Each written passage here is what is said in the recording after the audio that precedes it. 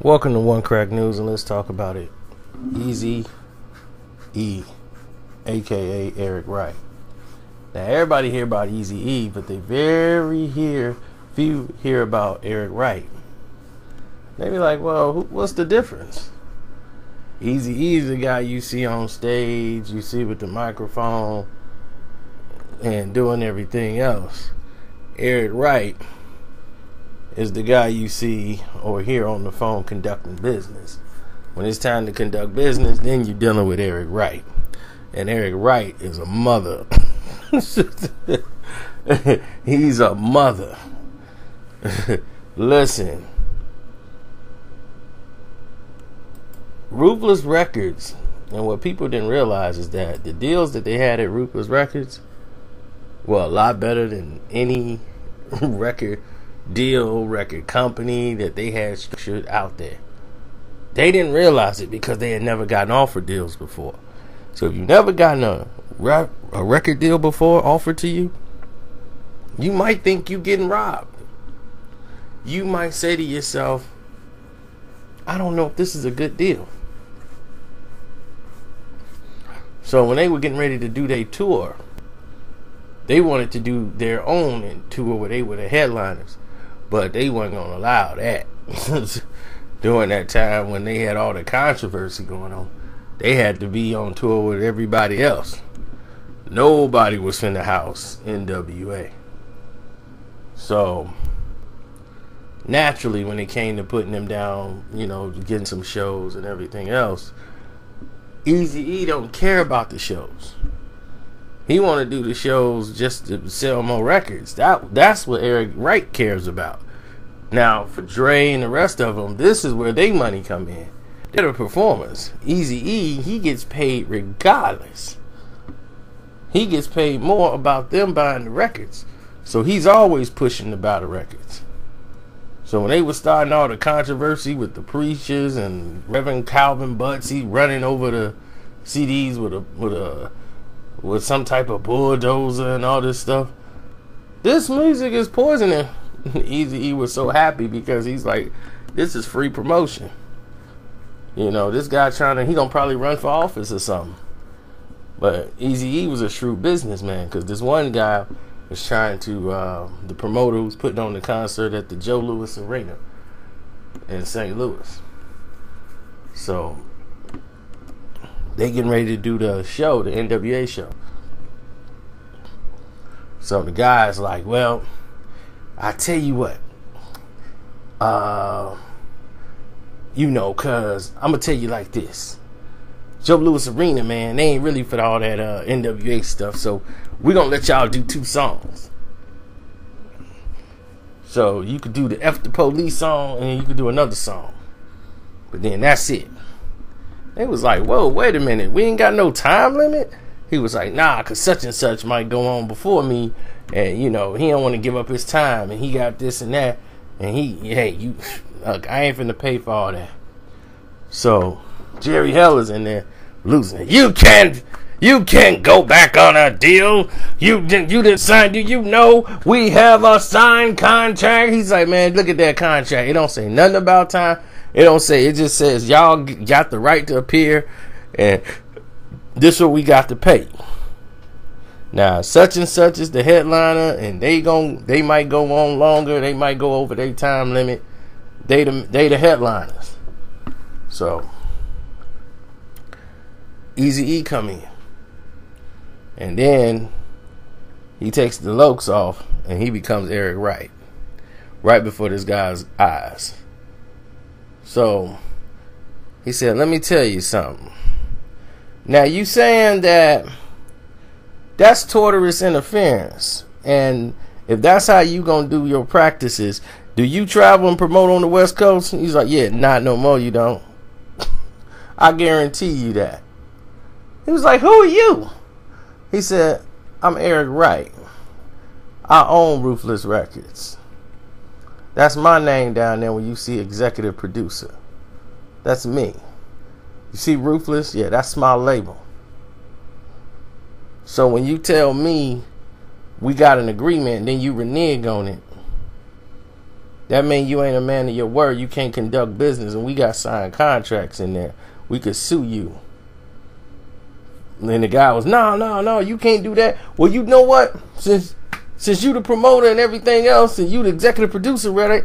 Okay, go make sure that everybody hold on to their minutes, and then you can have the show for as long as you want. He said, all right. He went to all the bands that's in there. Eazy E went to all the bands that was in there that was going before them and said, hey, how many minutes y'all got in y'all set tonight? He said, look, if you don't go over your minutes, you get this much. He went into the other band, said, look, y'all performing tonight? Yeah, you get this much if you don't go over your minutes. Do this many minutes? He was like, bet. You for real? Who is this guy? He had more money than anybody on the tour. He's Eazy E.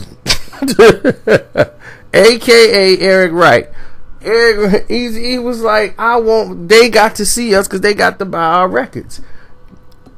Eazy E went and made to a print shop, had these n.w.a shirts made, printed up, and was giving them out to the people. He was like, give them out. And then the rest of them, you guys who came with us, y'all could charge them and sell them.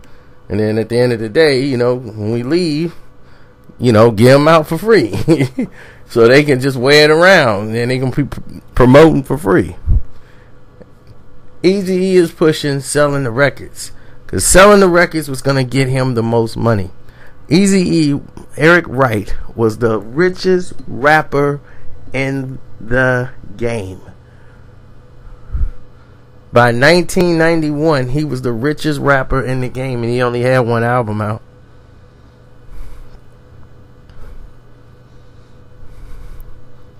He was on the n.w.a album, and he had one solo album, and was the richest rapper in the game.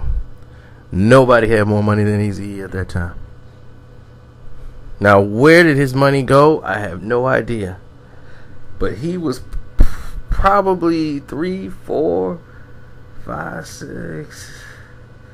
He was probably taking home at that time about $3 million a month.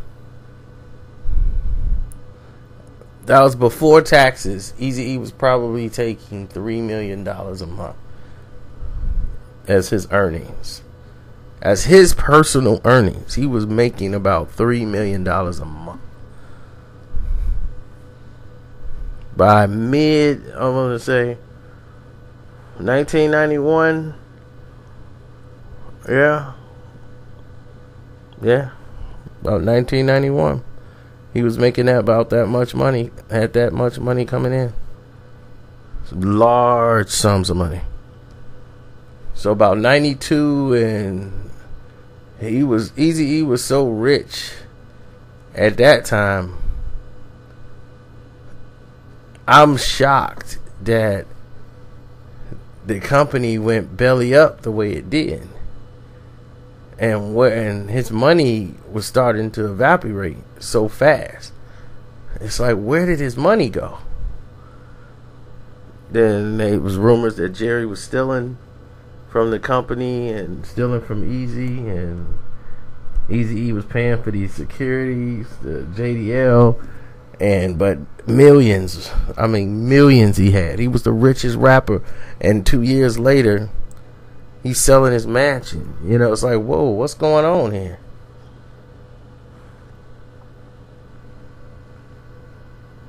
It didn't make any sense.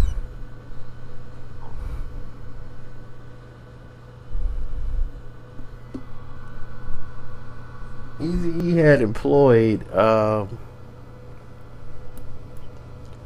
he employed so many people, man. It was incredible.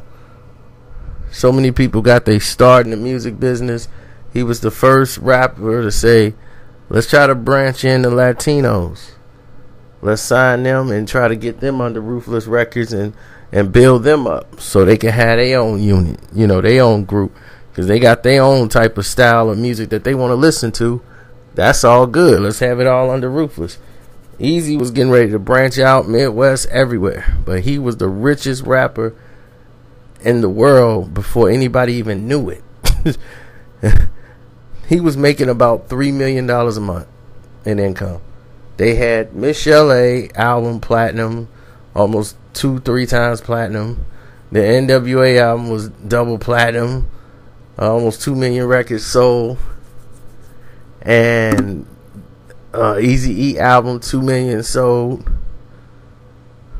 They were crushing it. DOC sold 1 million records. And this is right out the gate, selling millions of records. They wasn't putting out gold. They were selling millions of records out the gate.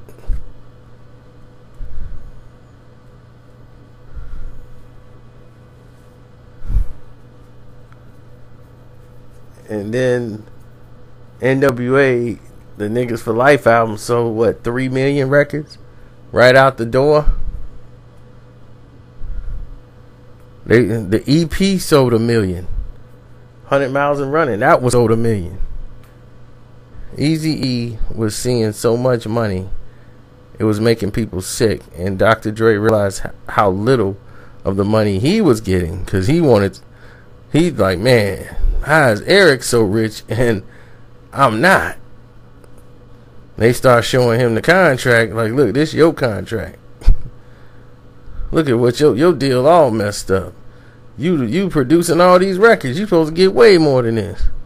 It's time for them to renegotiate. And they went in there and they couldn't come to a number that was liking for Dre. And Dre was out. Eazy was like, nope, can't do that.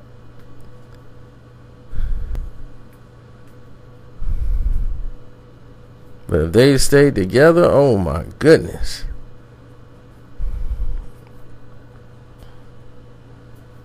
But who knows? We would have probably never gotten Snoop album. But that Life Sentence album by MC Ren would have been incredible. Whew. Incredible.